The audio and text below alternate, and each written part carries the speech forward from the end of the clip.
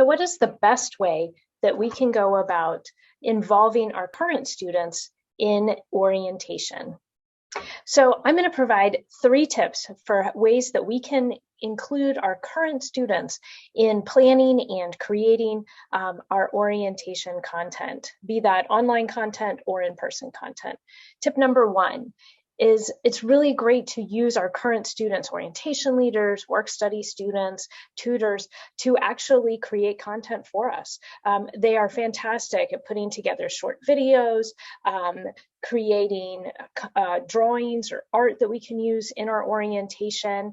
And they're also really great at helping us shape the language that we use. So as much as possible, trying to incorporate the voices of our current students in the online or on-person orientation content that we're providing for our incoming students. That's tip 1. Tip 2, we want to make sure that we're having our current students evaluate our orientation.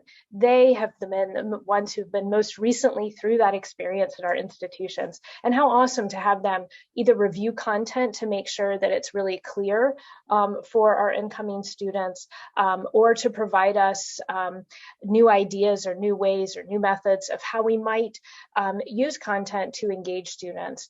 They're also really great at providing us areas that they might have found confusing. Maybe we need to provide some more additional language regarding financial aid processes, for example, in our orientation. So that's tip number 2.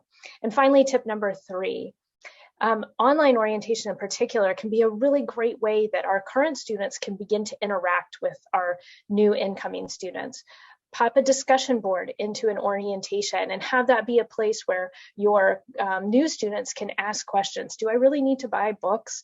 How long do I need to prepare to study outside of my classes? Just a wealth of great opportunities there for our current students to begin to interact with our new and incoming students, to begin to form community, to begin to make those engaging connections that we know are so important for student success.